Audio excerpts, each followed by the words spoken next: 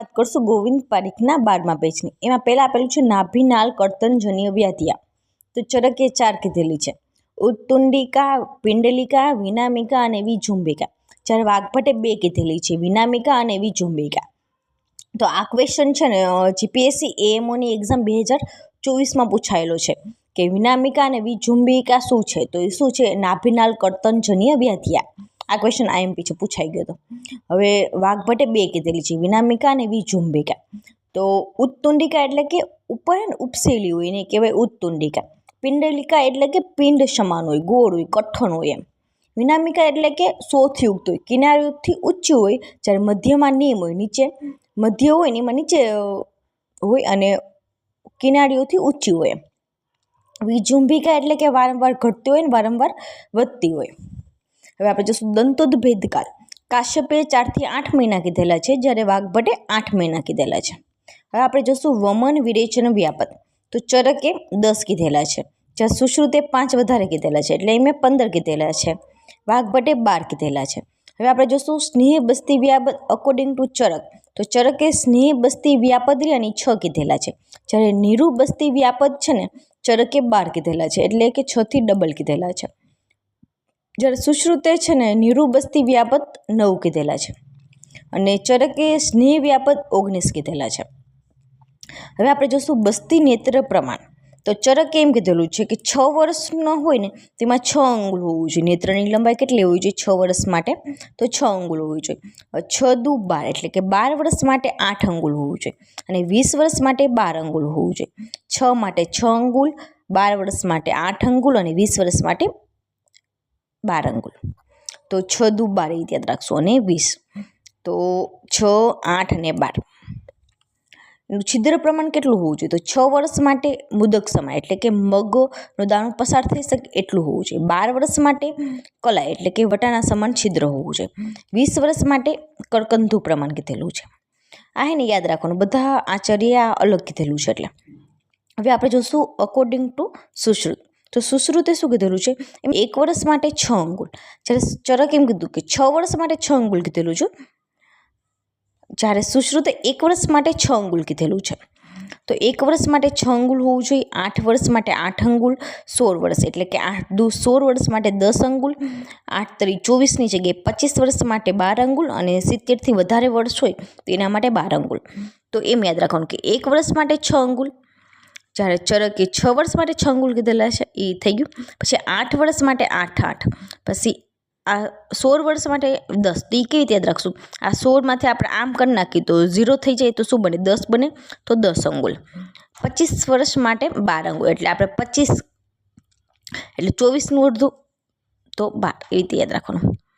70 વર્ષ માટે 12 અંગુલ.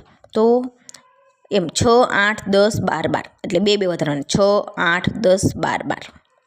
હવે આપણે મોટાઈ પહોળાઈ જોશું. તો 1 વર્ષ માટે કનિષ્ઠિકા, 8 વર્ષ માટે અનામિકા, 16 વર્ષ માટે મધ્યમાં. તો 16 વર્ષ મધ્યમાં આવે છે, તો એવી રીતે યાદ રાખશું મધ્યમાં. તો 25 વર્ષ માટે અંગુષ્ટોદર અને 70થી વધારે વર્ષ માટે અંગુષ્ટોદર. આમાં સેમ કીધેલું છે. તો જો આગળ 2 છે, પાછળ 2 છે, વચ્ચે કયું એવું 16 વર્ષ, તો એમાં આવશે મધ્યમાં. તો 16 વર્ષ મધ્યમાં છે તો એમાં આવશે મધ્યમાં. હવે છિદ્ર પ્રમાણ. તો 1 વર્ષ માટે મુદક સમાન કીધેલું છે, 8 વર્ષ માટે ઉદક એટલે કે માસ સમાન કીધેલું છે, 16 વર્ષ માટે કલાઈ, 25 વર્ષ માટે કોલાસ્થિત તુલ્ય અને 70 વર્ષથી વધારે માટે કોલાસ્થિત તુલ્ય. હવે માત્રા જોશું. 1 વર્ષ માટે 2, 8 વર્ષ માટે 8થી ના અડધા એટલે કે 4 પ્રસૃત કીધેલા છે, 16 વર્ષથી 16થી અડધું 8 કીધેલું છે, 25ને આપણે 24 યાદ રાખીએ તો 24નું અડધું 12 કે 12 પ્રસૃત કીધેલું છે. 70માં 8 પ્રસૃત કીધેલું છે. જો 70 વર્ષ છે ને એમાં એની નેત્રની લંબાઈ છે ને 25 વર્ષ સમાન કીધેલી છે, પણ જ્યારે એનું માત્રા છે ને એ 16 વર્ષ સમાન કીધેલું છે, એટલે કે 8 કીધેલી છે. જો શું વ્રણ નેત્ર હેતુ લંબાઈ, તો 8 અંગુલ કીધેલું છે. મુદક તુલ્ય છિદ્ર કીધેલું છે. વાઘભટ્ટ 1 વર્ષથી ઓછા વર્ષ માટે 5 અંગુલ કીધેલું છે, જ્યારે 1 થી 6 વર્ષ માટે 6 અંગુલ કીધેલું, 7 વર્ષ માટે 7 અંગુલ, 12 વર્ષ માટે 8 અંગુલ, 16 વર્ષ માટે 9 અંગુલ અને 20 વર્ષ માટે 12 અંગુલ. તો એવી રીતે રાખવું કે 1 વર્ષથી ઓછા માટે 5 અંગુલ, એટલે 1થી ઓછું કોઈ કીધેલું જ નથી, વાઘભટે જ કીધેલું છે, તો એ 5 અંગુલ. પછી 1 થી 6, તો 6 વર્ષ તો ચરકે કીધેલું હતું, તો 6માં 6 અંગુલ. ચરકના યાદ રાખી લઉં, 6 વર્ષ, 12 વર્ષ ને 20 વર્ષ, એમાં વચ્ચે વચ્ચે એડ કરી દઈશું, 7 વર્ષ અને આમાં 16 વર્ષ. તો 6માં 6, 7માં 12, 12માં ચરકે 8 કીધેલું હતું, એ તો યાદ રહી જાય. પછી 16 વર્ષ, 16 વર્ષમાં સુશ્રુતે 10 કીધેલું છે, પણ જ્યારે વાઘભટે 9 અંગુલ કીધેલું છે. 20 વર્ષમાં 12 અંગુલ, તો ચરકે 12 જ કીધેલું છે, આ યાદ રાખજો. 16 વર્ષમાં વાઘભટે 9 અંગુલ કીધેલું છે, જ્યારે સુશ્રુતે 10 અંગુલ કીધેલું છે. આમાં તો 5, 6, 7, 8, 9 અને 12. તો 1 વર્ષથી ઓછા વર્ષ હોય તો 1 અંગુલ, 1 થી 6 વર્ષ હોય તો મુદક સમાન, 7 વર્ષ હોય તો માસ સમાન, 12 વર્ષ હોય તો શુષ્ક કલાઈ, 16 વર્ષ હોય તો ક્લીન કલાઈ, 20 વર્ષ હોય તો કરકંધુ પ્રમાણ કીધેલું છે. હવે સુશ્રુતે બસ્તી મૂલ તો અંગુષ્ઠ પ્રમાણ કીધેલું છે, જ્યારે બસ્તી અગ્ર માટે કનિષ્ઠિકા પ્રમાણ કીધેલું છે. હવે આપણે જોશું બસ્તીમાં દોષ, તો નેપુદાકને યાદ રાખશું. બસ્તી નેત્ર દોષ તો ચરકે 8 કીધેલા છે, જ્યારે બસ્તી પુટક દોષ ચરકે 8 કીધેલા છે. બસ્તી દાતા દોષ 10, તો ને ઉપરથી નેત્ર, પુ ઉપરથી પુટક અને દા ઉપરથી દાતા. તો ચરકે બસ્તી નેત્ર દોષ 8 કીધેલા છે, બસ્તી પુટક દોષ 8 કીધેલા છે, બસ્તી દાતા દોષ 10 કીધેલા છે, અને બસ્તી દોષ 12 કીધેલા છે. સુશ્રુતે બસ્તી નેત્ર દોષ 11 કીધેલા છે, બસ્તી પુટકના પ ઉપરથી 5 કીધેલા છે, બસ્તી દાતાના 6. એટલે કે આ 11 તો આ નીચેનું 11 થવું જોઈએ, તો 11 ને 11 તો 5, 6. કાશ્યપે બસ્તી નેત્ર દોષ 6 કીધેલા છે, બસ્તી પુટક દોષ 9 કીધેલા છે, બસ્તી દાતા દોષ 10 કીધેલા, તો 6, 9, 10 એમ. નેપુદા 6, 9, 10 એમ યાદ રાખશો. હવે શિથિલ બંધન, તો સુશ્રુતે બસ્તી દોષ કીધેલું છે શિથિલ બંધનને, જ્યારે ચરકે એને બસ્તી નેત્ર દોષ કીધેલું છે. સુશ્રુતે બસ્તી દોષ, ચરકે બસ્તી નેત્ર દોષ. ઉલ્લુત, ઉલ્લુત તો એ ચરકે કીધેલું છે, એ શું છે? બસ્તી દાતા દોષ છે. ગુદ પીડા તો એ બસ્તી નેત્ર દોષ છે, જ્યારે પાર્શ્વ છિદ્ર હોય બસ્તી નેત્રમાં ત્યારે થાય છે ગુદ પીડા. હવે આપણે જોશું ચરકે. ચરકે ચરક સિદ્ધિ 5માં નેત્ર બસ્તી વ્યાપદિકી સિદ્ધિમાં નેત્ર દોષ, બસ્તી પુટક દોષ અને બસ્તી દાતા દોષ કીધેલા છે. તો આપણે જોશું પહેલા નેત્ર દોષ તો કેટલા છે? 8 છે. તો કેવી બે યાદ રાખશું. હસ્વ ટૂંકું હોય, દીર્ઘ એટલે કે નેત્ર લાંબુ હોય, તનુ એટલે કે નેત્ર પતલું હોય, સ્થૂલ એટલે કે નેત્ર જાડું હોય, જીર્ણ એટલે કે જૂનું થઈ ગયું હોય, શિથિલ બંધન એટલે કે બંધન બસ્તી પુટક સાથે ઢીલું બંધન થતું હોય, પાર્શ્વ છિદ્ર એટલે કે પાર્શ્વમાં છિદ્ર હોય, વક્ર એટલે કે વાંકું હોય. તો જો હસ્વ હોય, નેત્ર હસ્વ હોય તો બરોબર પકવાસે સુધી દ્રવ્ય પહોંચે નહીં, ટૂંકું હોય તો અપ્રાપ્તિ થશે. દીર્ઘ એટલે કે લાંબુ હોય તો અતિગતિ થાય, પકવાસીથી આગળ દ્રવ્ય જતું રહે. તનુ એટલે પતલું હોય તો શોભ થશે. સ્થૂલ હશે એટલે કે જાડું હશે, આપણે સમ્યક રીતે પ્રવેશ ના થાય, પરાને પ્રવેશ કરાવવો પડતો હોય તો કર્ષણ થશે. જીર્ણ એટલે કે જૂનું થઈ ગયું હોય તો એમાં તૂટી ગયું હોય, એવું કંઈ થઈ ગયું હોય તો એ શું થાય? તો ગુદામાં એ સત્ત કરશે એટલે શરણ થશે. શિથિલ બંધન તો બસ્તી પુટક સાથે બરોબર જો ઢીલું બંધન થાય, બરોબર બંધન ના થાય તો એમાંથી જે દ્રવ્ય હોય બસ્તી પુટકનું એ ગુદામાં પ્રવેશે નહીં ને સ્ત્રાવ થઈ જાય એમ બહાર. પાર્શ્વ છિદ્ર હોય તો ગુદ પીડા થાય. છિદ્ર હંમેશા નેત્રની મધ્યમાં હોવું જોઈએ, પણ એની જગ્યાએ પાર્શ્વમાં છિદ્ર હોય તો શું થાય? તો દ્રવ્ય રહ્યું ને ગુદાની બહાર નીકળીને ગુદામાં પીડા કરે. વક્ર વાંકું વળી ગયું હોય તો ગતિ બરોબર નહીં થઈ, તો એમાં વક્ર ગતિ થશે દ્રવ્યની, અને ગતિ ધીમા એટલે કે વક્ર ગતિ કરશે. હવે આપણે જશું બસ્તી પુટક દોષ. તો ચરકે 8 કીધેલા છે. તો વીમાં છીનતું જાવા શીખી, એટલે એમ યાદ રાખો, આપણે જે વીમાં ભરતા હોય ને એ છીનવાઈ જાય અને જાય ક્યાં? સિક્કમ જાય એમ. વીમામાં જે આપણે પૈસા ભર્યા હોય ને એ બધા લોકો છીનવી લે અને જાય સિક્કમ જાય ફરવા એમ. તો વી ઉપરથી વિષમ, મા ઉપરથી માસલ, છીનતું એટલે કે છિદ્રયુક્ત, સ્થૂળ એટલે કે સ્થૂલ, જા ઉપરથી ચાલિકા, જા ઉપર ચાલિકા, વા ઉપરથી વાતલ, સી ઉપરથી સ્નિગ્ધ અને કી ઉપરથી ક્લીન. તો વિષમ હોય તો આપણે એમ યાદ રાખીએ કે વિષમ, આપણે બસ્તી પુટક વિષમ હોય, બરોબર સરખું ના હોય, વિષમ હોય, ક્યાંક જાડું હોય, ક્યાંક પતલું હોય, એવું હોય તો દ્રવ્યની ગતિ બરોબર નહીં થાય, વિષમ ગતિ થશે એમ. માસલ હશે તો માંસયુક્ત હશે તો એમાંથી સ્મેલ આવશે, માંસની ખરાબ આમ જેવી સ્મેલ આવશે એમ. છિદ્રયુક્ત હોય તો ઓબ્વિયસલી સ્ત્રાવ થશે દ્રવ્યનો. સ્થૂલ જાડું હોય તો આપણે બરોબર પકડી ના શકીએ, હાથથી ધારણ ના કરી શકીએ તો દોધાર્ય થશે. જાલિકા તો જાલી હોય, કાના કાના હોય તો દ્રવ્યનો સ્ત્રાવ થશે. વાતલ એટલે કે જો બસ્તીપૂટકમાં વાત હશે તો દ્રવ્યમાં ફેન ઉત્પન્ન થશે એટલે કે ફેનિલ. સ્નિગ્ધ હોય તો આપણા હાથથી લપસી જાય તો બરોબર આપણે ધારણ ના કરી શકીએ. ક્લીન હોય સડેલું હોય તો પણ આપણે બરોબર હાથથી ધારણ ના કરી શકીએ. હવે જોશું બસ્તી દાતા દોષ. તો બસ્તી દાતા દોષ ચરકે 10 કીધેલા છે તો એ અમે યાદ રાખશું. સાઉથ યુકે અંબા. તો સાઉથ યુકે અંબા, સાઉથ યુકે અંબા. તો એસ ઉપરથી સવાત, એ ઉપરથી અતિદ્રુત, યુ ઉપરથી ઉત્ક્ષિપ્ત, ટી ઉપરથી તિર્યક, યુ ઉપરથી ઉલ્લુત, ક ઉપરથી સકંપ, એ ઉપરથી અતિપ્રણિત, એમ ઉપરથી અતિમંદ, એ બી ઉપરથી અતિ બાહ્ય અને એ ઉપરથી અતિવેગ. તો સવાત, અતિદૂત, ઉત્ક્ષિપ્ત, તિર્યક, ઉલ્લુત, સકંપ, અતિપ્રણિત, અતિબાહ્ય, અતિમંદ અને અતિવેગ. તો બસ્તીદાતા દોષ આપણે ચરકમાંથી જોઈ લઈશું. તો પહેલા છે સવાત દોષ.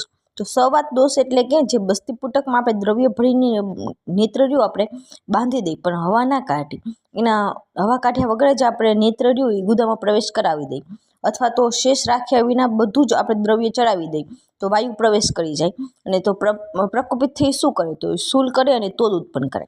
એની ચિકિત્સામાં આપણે શું કરવાનું તો અભ્યંગ, બુદ્ધ પ્રદેશમાં સ્વેદન અને વાતનાશક આહારનો પ્રયોગ કરવાનો.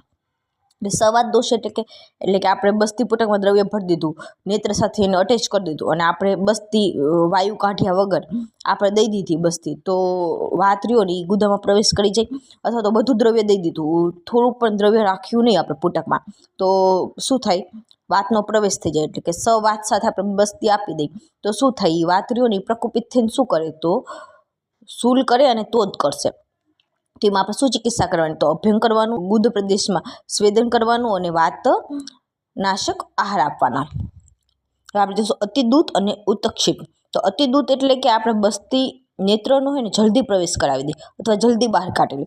એટલે આપણે ઉતાવળમાં હોય ને આપણે બસ્તી નેત્ર ફટાફટ પ્રવેશ કરાવી દઈએ ને ફટાફટ કાઢી લે એમ, એને કહેવાય અતિદૂત. અને ઉત્ક્ષિપ્ત કેને કહેવાય એટલે ઉપરની તરફ નાખવું, એટલે ઉપરની તરફ નાખી દઈએ બસ્તી નેત્ર, એને કહેવાય ઉત્ક્ષિપ્ત. તો આ બંનેમાં શું થાય તો કટ્ટી, ગુદા અને જંઘામાં શું થાય વેદના થશે, મૂત્રાશયમાં સ્તબ્ધતા થશે.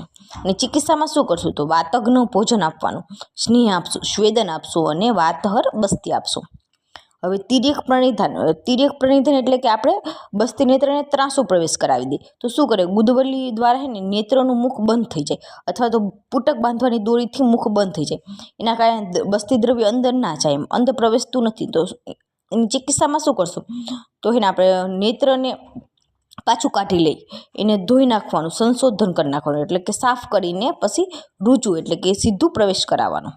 હવે આપણે જોઈશું ઉલ્લુત. ઉલ્લુત એટલે કે બસ્તી આપણે બસ્તી કેવી રીતે આપવી જોઈએ કે બસ્તી પૂટકને એક જ વારમાં સમાન વેગથી પ્રેસ કરીને આપવું જોઈએ, એક સરખું દબાણ કરીને એક સમાન વેગથી આપવી જોઈએ. પણ આપણે એમ ના કરી, જો બસ્તી પૂટકને એક જ વારમાં દબાવીને સમાન પીડનથી આપવી જોઈએ, પરંતુ આપણે એમ ના કરી દબાવતા વચ્ચે વારંવાર છોડીને દબાવી, એને કહેવાય ઉલ્લુપ્ત.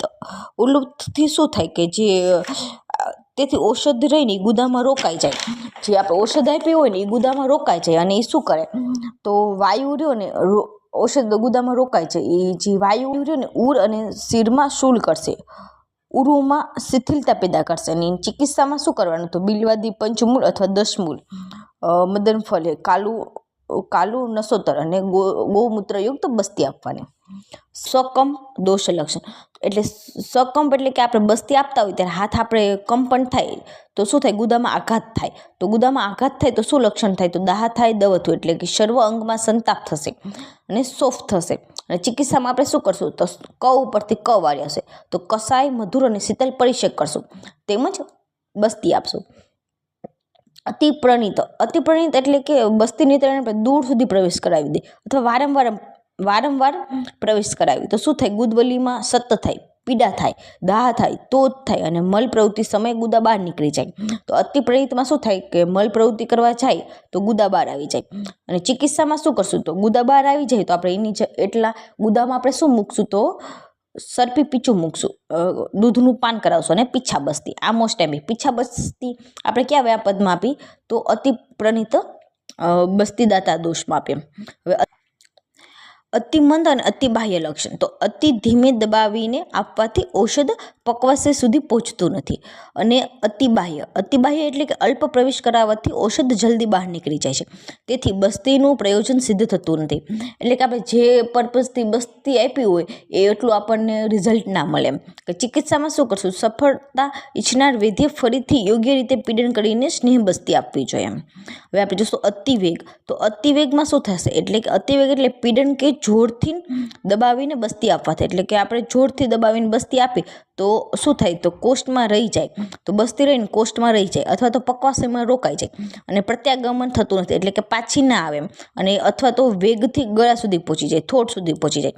તો એમાં શું કરવાનું, તો વિરેચન કરવાનું, હળવેથી ગળું દબાવવાનું. હવે આપણે તો સુશ્રુત આચાર્ય બસ્તી વ્યાપત 76 કીધેલા છે, સુશ્રુત ચિકિત્સા 35માં. એમાં પહેલાં પીડન દોષ મેં 4 કીધેલા છે. અતિ પીડિત, શિથિલ પીડિત, ભૂયો અવપીડિત એટલે વારંવાર આપણે દબાવીને આપી, કાલાતિક્રમ એટલે વિલંબિત એટલે કે ટાઈમ લઈને આપી, બસ્તી પૂટક દોષ તો 5B. તો 5Bમાં આવશે બહલ એટલે કે બસ્તી પૂટક મોટું હોય, અલ્પ એટલે કે નાનું હોય, સછિદ્રતા એટલે છિદ્રયુક્ત હોય, પ્રસ્તરીનતા એટલે કે પહોળું હોય, દુર્બદ્ધતા એટલે કે બાંધવામાં બરોબર ના યોગ્ય રીતે બંધન ના થાય એવું હોય. બસ્તી દાતા દોષ તો 6BD. તો ષડપરિધાન દોષ. સયા દોષ 7 કીધેલો તો એટલે સ ઉપરથી 7 સ થાય. નેત્ર દોષ 11 છે, દ્રવ્ય દોષ 11 છે. એવી રીતે 44 વૈદ્ય નિમિત્ત જ બસ્તી વ્યાપત કીધેલા છે. આતુર વ્યાપત છે ને 15 કીધેલા છે, વૈદ્ય વ્યાપત 9 કીધેલા છે, વૈદ્ય આતુર વ્યાપત 8 કીધેલા છે. આતુર વ્યાપત 15 કીધેલા છે, વૈદ્ય વ્યાપત 9 કીધેલા છે, વૈદ્ય પ્લસ આતુર વ્યાપત 8 કીધેલા છે. તો એ 8 ક્યાં છે, એટલે કે સ્નેહ વાપસ ન આને કે કારણ ઉપદ્રવ. એટલે કે આપણે જે સ્નેહ બસ્તીમાં સ્નેહ આપ્યો એ પાછો ના આવે તો શું ઉપદ્રવ થાય, તો એ 8 કીધેલા છે. તો એ કેમ થાય, તો ત્રિભિદોષ 3 દોષના કારણે થાય. અસનાભિભૂતો એટલે કે અન્ન સાથે મિશ્ર થવાથી થાય. મલવ્યા મિશ્રો એટલે કે મલ મિશ્ર થતા થાય. દૂરાનું પ્રવિષ્ટો એટલે કે દૂર સુધી પ્રવેશ કરાવવાથી. અસ્વિનસી એટલે કે બરોબર સ્વેદન ના કરાવ્યું હોય ત્યારે. અનુ ઉષ્ણ એટલે કે ઠંડી આપી દીધી હોય બસ્તી અથવા તો બરોબર ગરમ ના હોય. અલ્પ ભુક્ત હતો એટલે કે બરોબર ભોજન કર્યા વગર એટલે ઓછું ભોજન કર્યું હોય અને બસ્તી આપી દીધી હોય ત્યારે. અને અલ્પ એટલે કે ઓછી બસ્તી દ્રવ્ય આપ્યું હોય ત્યારે. હવે નેત્ર પ્રણિધાન દોષ તો 6 V2P A2T. તો વી ઉપરથી વિચલિત, બીજા વી ઉપરથી વિવર્તિત, પી ઉપરથી પાર્શ્વ પીડિત, A2 એટલે કે એ ઉપરથી અત્ય ઉત્ક્ષિપ્ત અને એ ઉપરથી અવસરના અને ટી ઉપરથી તિર્યક્ષિપ્ત. હવે સયા દોષ 7 કીધેલા છે. તો અવાક શીર્ષ એટલે કે નીચેની તરફ માથું નીચું હોય એમ. ઉચ્ચ શીર્ષક એટલે કે માથું વધારે ઊંચું હોય એમ. નિયુબ્જ એટલે કે અધોમુખ હોય. ઉત્તાન એટલે કે ચત્તું સૂતેલું હોય. સંકુચિત એટલે કે સંકુચિત અંગોને બધા સંકુચિત કરીને સૂતું હોય. દેહસ્થિત એટલે કે બેસીને. દક્ષિણ પાર્શ્વ સાઈન એટલે કે જમણી બાજુ પડખું કરીને સૂતું હોય ત્યારે. નેત્ર દોષ તો 11 કીધેલા છે. તો એ આપણે હે ને ચરકે જે કીધેલા છે ને 8 એના ઉપરથી આપણે યાદ રાખશું. તો ચરકે હસ્વ કીધેલું છે, તો સુશ્રુતે અતિ હસ્વ કીધેલું છે. ચરકે દીર્ઘ કીધેલું છે, તો સુશ્રુતે અતિ દીર્ઘ કીધેલું છે. ચરકે તનુ કીધેલું છે, તો તનુ, તો સુશ્રુતનું અનુ, તો અનુ ભિન્ન. ચરકે સ્થૂલ કીધેલું છે, ત્યારે સુશ્રુતે અતિ સ્થૂલ અને કર્કશ એટલે કે કઠોર કીધેલું છે. ચરકે જીર્ણ કીધેલું છે, જ્યારે સુશ્રુતે અસ્ત્રીમત એટલે કે કિનારી યુક્ત કીધેલું છે. ચરકે શિથિલ બંધન કીધેલું છે, તો આમે શનિ કુષ્ઠ કર્ણિકા અને વિપ્રકુષ્ઠ કર્ણિકા કીધેલી છે. ચરકે પાર્શ્વ છિદ્ર કીધેલું છે, તો સુશ્રુતે 2 છિદ્ર કીધેલા છે, સૂક્ષ્મ છિદ્ર અને અતિ છિદ્ર. ચરકે વક્ર કીધેલું છે, જ્યારે સુશ્રુતે અવનત કીધેલું છે. એટલે એવી રીતે યાદ રાખશું ને એટલે કમ્પેરિઝનથી તો આપણને યાદ રહી જશે. તો હસ્વ તો આમાં અતિ હસ્વ, દીર્ઘ તો આમનું અતિ દીર્ઘ, તનુ તો અનુભિન્ન, સ્થૂલ તો અતિ સ્થૂલ સાથે કર્કશ, જીર્ણ તો આમાં અસ્ત્રીમત એટલે કિનારી યુક્ત, શિથિલ બંધન તો બંધન જેવું જ, તો કુષ્ઠ કર્ણિકા અને વિપ્રકુષ્ઠ કર્ણિકા. પાર્શ્વ છિદ્ર તો છિદ્ર ઉપરથી 2, સૂક્ષ્મ છિદ્ર અને અતિ છિદ્ર અને વક્ર ઉપરથી અવનત. થઈ ગયું. આપણે જોઈ લીધું અતિ સ્થૂલ, કર્કશ, અવનત, અનુભિન્ન, શનિકુષ્ઠ કર્ણિકા, વિપ્રકુષ્ઠ કર્ણિકા, સૂક્ષ્મ છિદ્ર, અતિ દીર્ઘ, અતિ હસ્વ અને અસ્ત્રીમત. એટલે કે કિનારીયુક્ત. હવે આપણે જોશું દ્રવ્ય દોષ, તો એ 11 છે. તો આમતા એટલે કે અપક્વ સ્નેહ હોય. એના સિવાય આપણે બધા બે જોડીમાં હીનતા અને અતિમાત્રા એટલે કે ઓછું હોય અથવા વધારે હોય. અતિ શીતતા, અતિ ઉષ્ણતા, વધારે ઠંડુ હોય અથવા વધારે ગરમ હોય. અતિ તીક્ષ્ણતા, અતિ મૃદુતા એટલે કે વધારે તીક્ષ્ણ હોય અથવા વધારે મૃદુ હોય. અતિ સ્નિગ્ધતા, અતિ રૂક્ષતા, વધારે સ્નિગ્ધ હોય અથવા વધારે રૂક્ષ હોય. અતિ સાંદ્રતા, અતિ દ્રવતા, અતિ સાંદ્ર હોય અથવા અતિ દ્રવ હોય. પદ કેટલા છે? વેધ્ય વ્યાપદ 9 છે. તો એમાં A4 સાઇઝનું પેપર છે, એમાં આપણે પીજી હે A4 સાઇઝના પેપરમાં પીજી હે, તો A4 P3 જીહ, તો A4 તો એ વાળા 4 આવશે. તો નિરુ અનુવાસન અયોગ, અયોગ, અતિયોગ, આધમાન ને અંગ પ્રગ્રહ. P3 ઉપર આવશે પરિકર્તિકા, પરિસ્ત્રાવ ને પ્રવાહિકા. જી ઉપરથી આવશે જીવાદાન, હ ઉપરથી આવશે હૃદયોપસરણ. થઈ ગયું. Thank you.